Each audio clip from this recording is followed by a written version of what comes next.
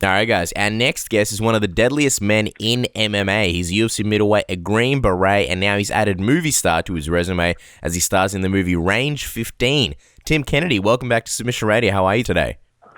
Dude, I'm great. The intro is partially accurate, as you said that I'm the most deadly man in MMA. I don't think you should limit it to a single sport.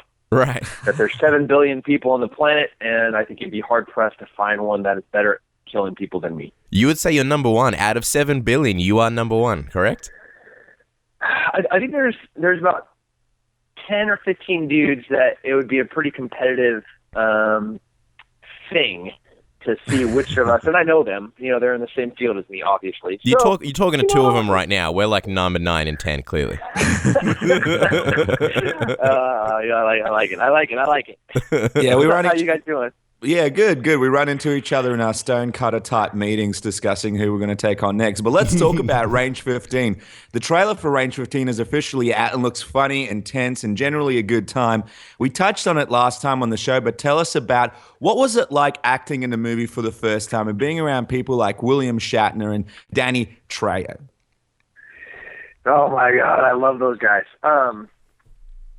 So it was really easy because the vast majority of the people that were part of the project were my friends, colleagues, associates, deployed with them, owned companies with them, some guys from Ranger Regiment, some SF guys, some Medal of Honor guys. Like, it's all my really close community.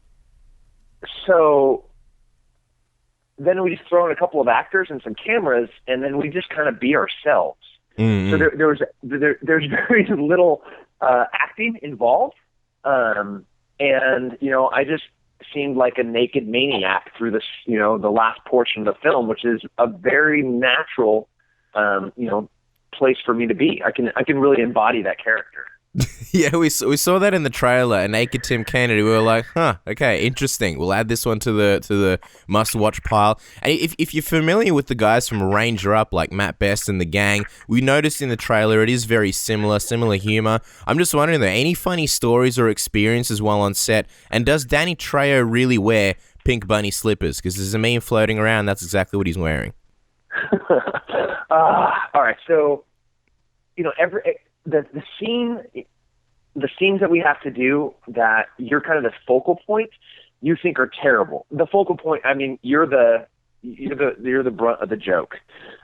There's a scene where Matt Best from Article 15, he gets infected from a zombie, and there is a cure. We have the cure, and we're trying to get the cure to Range 15 to save the planet. And the way that this particular cure can be administered is anally. And Matt was really not happy with this scene. And everybody else is laughing, cracking up, dying, and he's like, I don't like this is horrible, but every one of us has that scene, where like, I'm naked fighting Randy Couture. And was I thrilled about being naked? There's like 400 people there, and I'm not sure if you're familiar with combat, Dick. That's where you're like doing something very athletic. It's similar to like being cold, but it's like the consistency is somewhat different. Where it's like, anyways. So there's cameras, and I'm fighting Randy Couture naked, and I wasn't super thrilled about that, but on the flip side, it's still going to be completely awesome and hilarious, and you could go through every single one of the characters, and there's a scene, and those are the parts that were really funny to me, was the guy that has to sit there for a second and be like, and he just has to man up. He has to balls up and say, dude, screw it. I'm going to do it. I'm going to do it for the team. I'm going to take this one, like literally and metaphorically, in this particular scene. He took it for the team. Oh, wow. See what I did there? Yeah. Well, we hear it'll be coming to cinemas, but there's plans to release it elsewhere first. Can you tell us about that? And when can we go and watch it? So 4th of July is going to be the wide release. And that is, move theaters near you type thing. We're also going to do a direct-to-you thing, and we are in the arguing stages with a whole bunch of different distribution channels about the deal is it's so important to us, and so special and so close that we want to maintain a certain amount of control, and some of that is lost sometimes. So we're just, we're juggling. It's going to be a huge success. Obviously now I think it's at like 5 or 6 million views or something on YouTube. Wow. On Facebook, the trailer. So it's going to be something special. And now it's just figuring out the best way to do it while we can still own it. Awesome. Well, we definitely can't wait for our opportunity to check it out. Moving on to MMA, and we've got absolutely no segue here, but we've got to get your thoughts on, obviously, Yoel Romero being flagged for USADA for a potential drug test violation. Obviously, we saw some of your thoughts when you had a field day on Twitter, but I'm just curious, what was the first thing that went through your mind when you saw the news, and were you surprised at all, Tim? No, not surprised at all. First thought that came, I pissed myself laughing, because it was like, Karma's a bitch, and I don't think Karma's done with that guy. Like hypocrisy only runs so deep, and it's pretty deep with that particular athlete. So like I just laughed for a while, and then I was like, okay, now I must troll him. So got online and just started trolling a little crap, leaving crap. What was super funny was people started taking me trolling him out of context. So I had like a whole bunch of, like, I'm a Christian, and there was a whole bunch of dudes coming on, or like people coming online attacking me and be like, dude, you're so evil. Like, you mentioned Jesus and steroids. And I was like, no, I mentioned Jesus and steroids. But it was directed at Yoel Romero, who, like, there is no, never mind. I can't even put it into explanation for you. Just forget it. You're just gonna have to take my word that I'm not attacking Jesus. Yeah. Jesus is cool with me. But it was a riot. No, it's good that you went on record and cleared it up for all those people out there who thought that. Now, your controversial fight with Yoel Romero was a big catalyst for the extended hiatus from active competition. There was a lot of frustration on your end with him and the sport of MMA. Did you find any vindication in seeing him flagged by USADA and being removed from the UFC's rankings? No. So, like, Jacare is still going to have a loss to him, even though everybody knows that he was using steroids for that fight. Mm. Right? And he cheated with Derek Brunson. He cheated with me. He cheated with Jacare in the ring and out of the ring. So he still got paid to win. He's, no, there's no vindication. He's been a cheater. I've always said he's a cheater. There's no change. No. Do you think that this has thrown like a massive wrench in the middleweight division, seeing as he was potentially next in line for the title shot, for beating Jacare? He's eliminated Jacare from the runnings. Weidman just lost, and now he's out of the runnings altogether? It's blasphemy that he was ever even considered in, title contention. The champ of a division needs to be like the embodiment and the personification of all the best things about that division. And he, on the other hand, was the antithesis of that. He was like the worst thing ever. A hypocrite, a cheater, a liar, a PED user, an eye poker, a groin kicker, a fence grabber, a stool sitter, a Vaseline lover, an ice bag dripping pile of Duke. It's like, no, you should not be champ. Wow. Okay. Well, let give us your thoughts about this. I mean, a lot of people are sort of debating the fact of whether or not they think Chris Weidman deserves an immediate rematch with Luke Rockhold. Right now, with the way things look, it looks pretty likely. Do you think that makes sense? No. I love Chris. He was a great champion, and I think he's the number 2 guy. But this trend right now of the loser of a title fight coming back for an immediate title rematch makes zero sense to me. If it's a close, contested, split decision, it's like, what a great fight. Oh, my gosh, maybe. But when you get knocked out, dominated for 3 rounds, no. Like, the Ronda Rousey versus Holly Holm rematch talk, even the Cain Velasquez Verdum stuff, no, it did not make sense to me. And Chris Weidman and Luke Rockhold absolutely didn't. Let Chris go knock a couple of wins off, see if he could beat a couple of Strikeforce guys, and which I have doubts about. And then then he can get back in there and fight for the title. It's funny because you mentioning that, it was a big topic that we discussed last week on the show about how there is a lot of rematches in the UFC. This one, it kind of seems like it's happening due to the, I guess, situation and consequences. Not that it makes sense, but in your opinion, do you think the rematch, Rockhold and Weidman 2, will it be much different? Or do you think it'll go... Because a lot of people said it was very close going up until the moment where Chris threw that spinning kick, Rockhold got on top of him. Do you think it'll be much different in the second fight? No, I don't. It was close for like the first 2 rounds, and then you could see the momentum shifting. You could see Chris start to wane. He started waning towards the end of that second round, and you saw Luke start picking it up. And this is indicative of all of Luke's fights. And it's when he beat Jacare, it was very similar. It was close the first 2 rounds, and then you saw this momentum shift. And Chris is a monster in the later rounds, in the end of rounds. And so, no, I don't think it'd be any different. Maybe that end might come a little bit sooner, but it's very similar.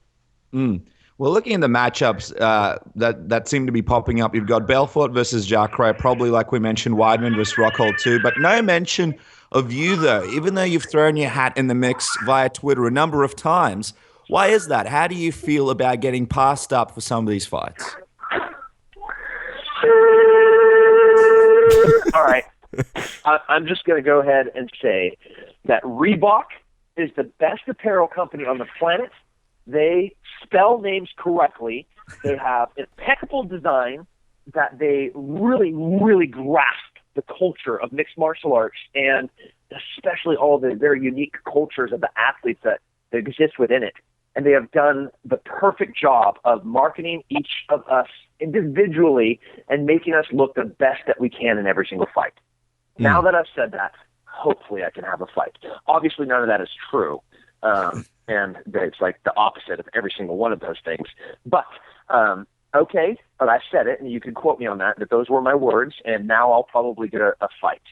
Probably if Anderson Silva beats Bisping, which I don't think he will. But if he does, that would be my dream fight, is to wreck Anderson Silva in a round. Wow. We'll talk about that in just a moment. Obviously, there's certain fights that interest you, that being one of them. There's other ones that you've shouted out before about, say, Vitor Belfort, Dan Henderson in the past, Lyoto Machida. I'm just wondering, how actively have you been pursuing them? Like, have you contacted the UFC at all? Or are you sort of waiting for them to make the first move and contact you? Have you spoken to someone and they say, no, Tim, we're not giving this fight to you because you said things about Reebok? Or what's going on here? I think my words were that I would crawl from Texas to Las Vegas on my knees if Joe Silva and Dana White gave me a fight against Anderson Silva or Vitor Belfort. I was in Las Vegas last week for work, and I was trying to link up with Joe for a lunch. Unfortunately, he was at a fight, so I missed him. But it is not a question about who I want to fight or when I want to fight. They had offered me Lyoto Machida the end of March, and this March, as in a couple of months, they offered you Lyoto Machida. Yes. Yeah, but I'm going to be deployed for the military and for the U.S. Army, and they're really hard to say no to. Like, by hard, I mean they'll put me in prison if I say no. Yeah, so I couldn't fight at the end of March. I asked, for a different date.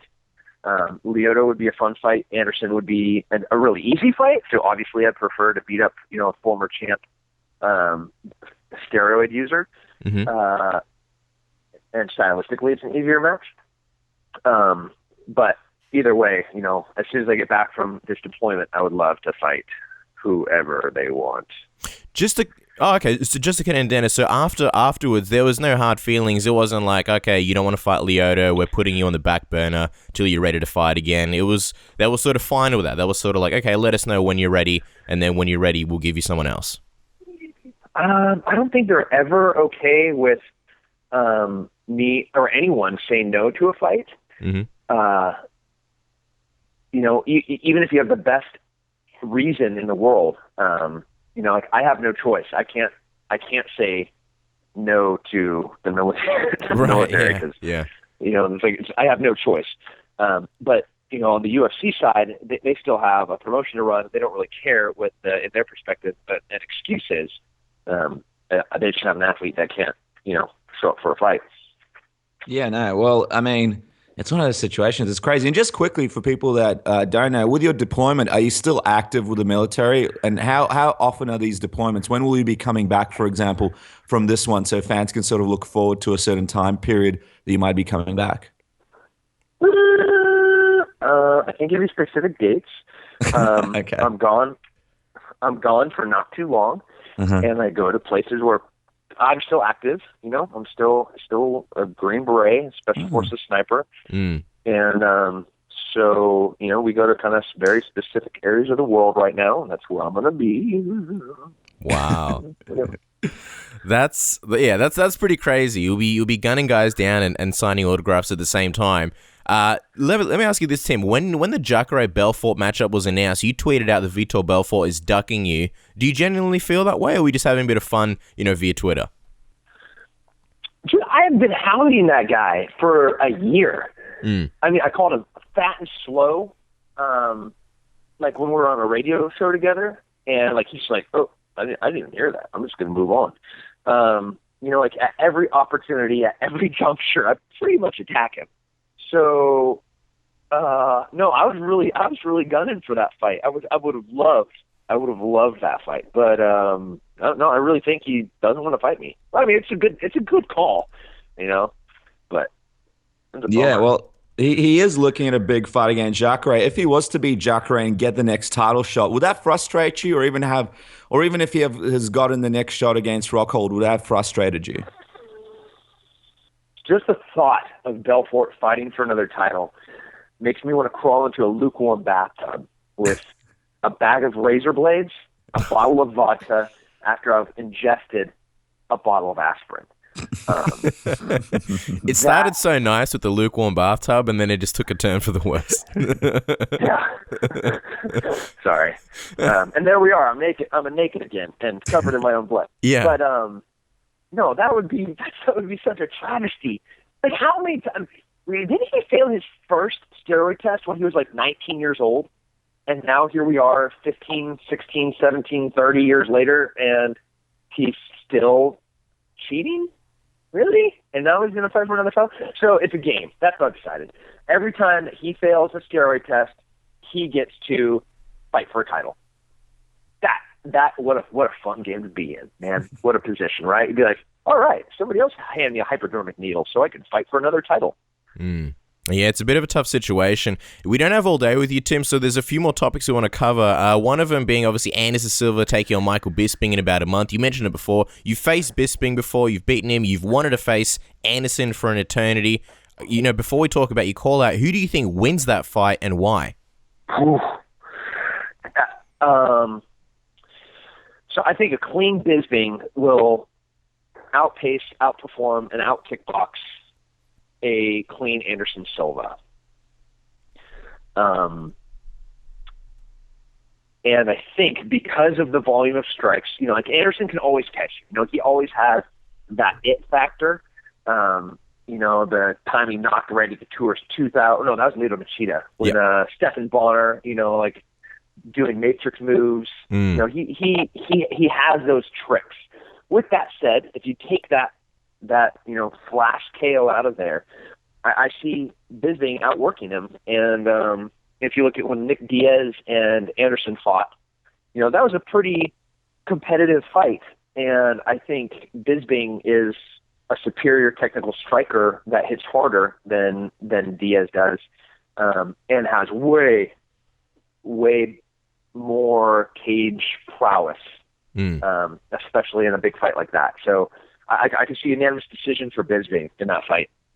Yeah, I mean, the big question is, and a lot of people are interested to see what Anderson looks like after this whole drug test failure fiasco. I'm just wondering, are you going to be looking at this fight closely? You mentioned Anderson possibly not looking the same, sort of coming back. Are you going to be looking closely to see what kind of fighter Anderson is now that he's completely clean? Yeah, I would love, like I said, to fight him. And I would love to fight a version of him off of Viagra. Like a Brazilian all roided up on Viagra is a kind of scary thought, especially when you're mostly naked in a cage. So, if you take the Viagra out of it, he's really not a very scary, tall, skinny dude. So, yes, I will be watching closely, but not too closely on the chance that he's still hyped up on that Viagra. And then I will just look away. Some of these guys you've called out recently, Tim, obviously Anderson Silva, Vitor Belfort, Lyoto Machida, and Dan Henderson, none of them being the champ, but I'm just wondering, is becoming the UFC champion still a goal of yours? Or at this point, are you sort of more thinking about fun fights and fights that, get you interested and excited for other reasons? No, I still want the title. I'm ranked number 5 right now. And I think let's say Bisping loses, Anderson wins. He's going to probably slip into that 3 or 4 slot. So Anderson coming off a win, and that would be the perfect fight for a title eliminator for me.